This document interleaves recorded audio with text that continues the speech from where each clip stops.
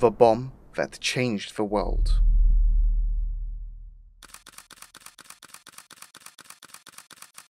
On the morning of August 6, 1945, a B-29 piloted by Colonel Paul Tibbets would change the course of history. The US, in an effort to win its war with Japan, would unleash a weapon the world had never seen before. An atomic bomb by the name of Little Boy, which contained 13 kilotons of TNT, was dropped on the city of Hiroshima. The atomic bombing reduced the city of Hiroshima to ashes. People had lost everything: their homes, their work, their food, and above all, their families and friends. Across Japan, more than 100 cities were devastated by the US air raids. But the scale and destruction in Hiroshima were unprecedented. A second bomb would later be dropped on the city of Nagasaki, leading to Japan's inevitable surrender due to fear of further retaliation. These bombs changed the world as we know it, but the memory of the A-bomb lives on here in Japan. This is the story of the Hiroshima and Nagasaki atomic bombing on its 80th anniversary.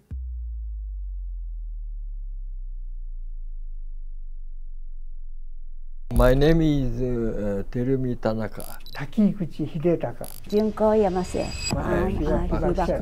For many in Japan, the wounds of Hiroshima and Nagasaki still run deep. Terumi Tanaka, co-chair of Nihon Hidankyo, a nationwide organization of atomic bomb survivors and recipient of the 2024 Nobel Peace Prize, was just 13 when the bomb was dropped. Now, 80 years later, he recalls the events of that day and how they changed his life forever. 年齢はですね、13歳です。で、学校は、中学校1年生ですね。裸パンツ1枚だったかと思いますけども、自宅にいて本を読んでました。それで木造建ての2階建てですけどね。でその本を読んでる時にその一機の爆音が聞こえてくるんですね。爆撃機の。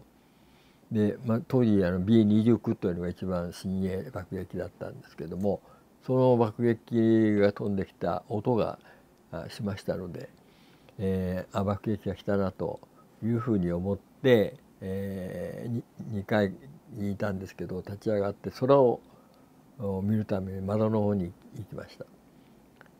で、だけど雲があったのでその飛行機の姿は見えなかったんですね。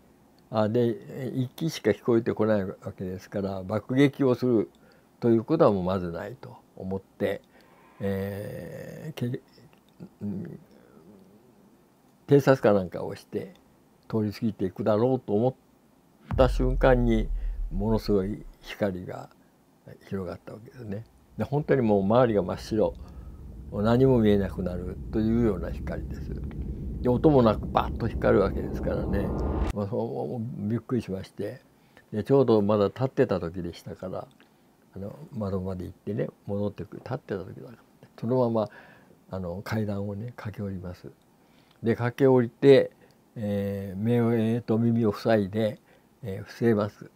でその直後に伏せると同時にですか、その伏せると同時に私は気を失っちゃった。町全体が壊滅しますのでね、一発の原子爆弾で壊滅しますので、それはもうたくさんの人が亡くなったりして怪我したりしてるんですけども、でだからそういう格好で死んだ人たちがね、長崎の場合は5ヶ月、その後の5ヶ月の間にいっぺんに死なないでも5ヶ月の間に、7万人死んでるんですね。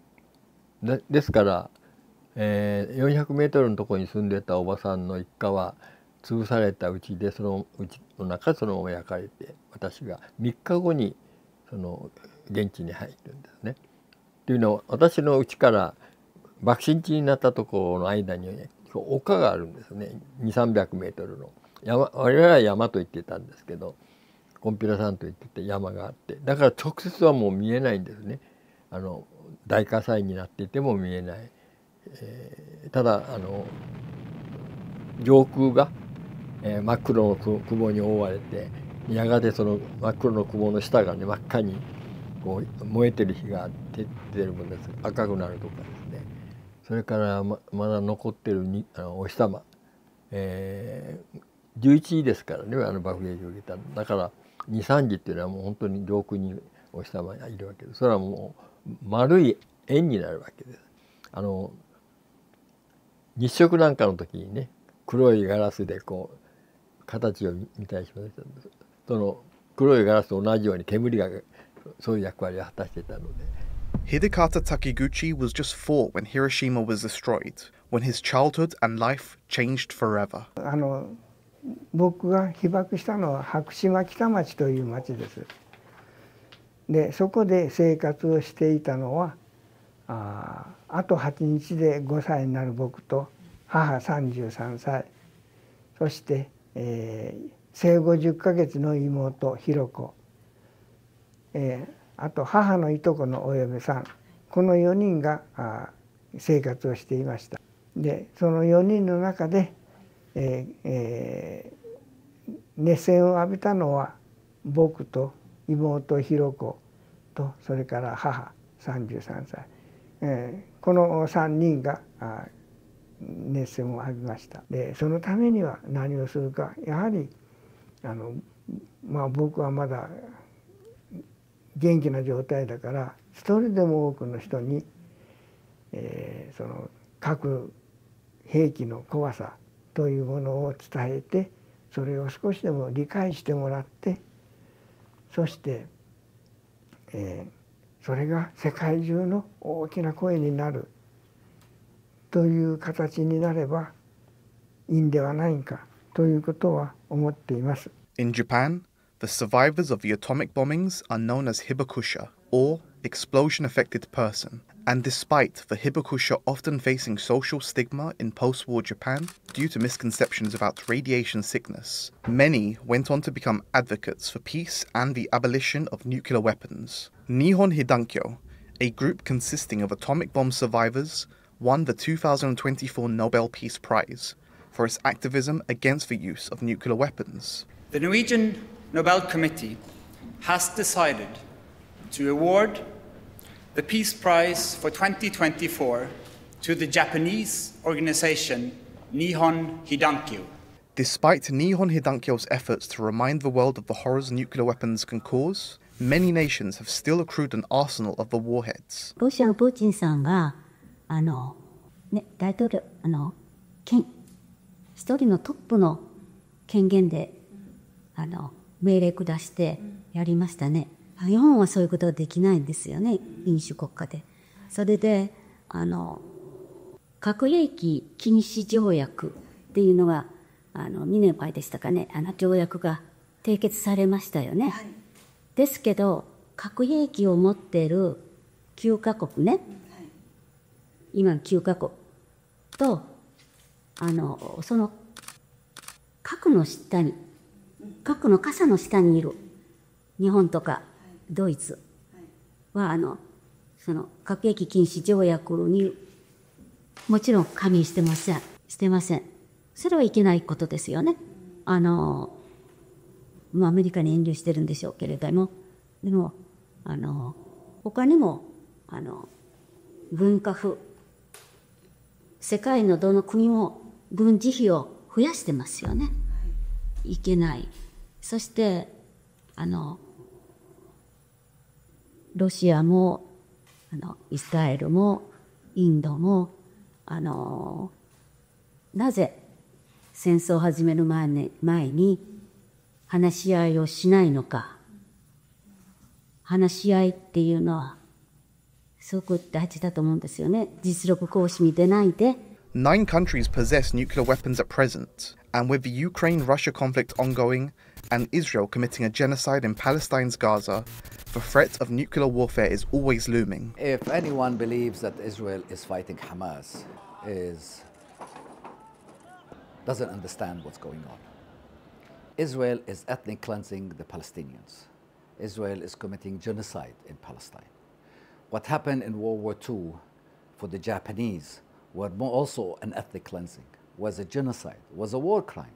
Not only the bombardment of Hiroshima and Nagasaki, but also on destroying Tokyo, as an example, destroying Japan.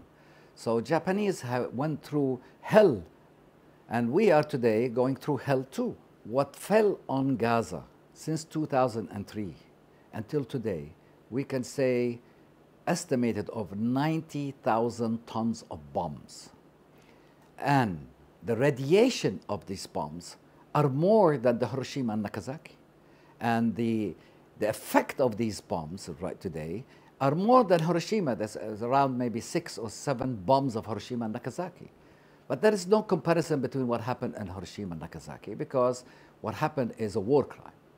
But today also, on the other hand, is not only a war crime, but also is a genocide, is an ethnic cleansing. So it's worse than what happened in the past. And history repeats itself, unfortunately. The story of Hiroshima and the atomic bomb live on in the annals of history. Japan may have forgiven the United States for its role in the dropping of the atomic bomb, but the axe forgets and the tree remembers. The legacy of Hiroshima and Nagasaki will live on forever. Hiroshima reminds us of the unimaginable human cost of nuclear warfare. The deaths, injuries, and long-term suffering were not abstract statistics. They were children, parents, workers, and students. The bomb did not just destroy buildings, it shattered lives, families, and generations. The experience of Hiroshima illustrates the limits of scientific and military power without ethical restraint. The bomb was an achievement of physics and engineering, but it also represented a profound failure of humanity to prevent catastrophe. As such, Hiroshima remains a warning. Technology alone cannot save us from ourselves.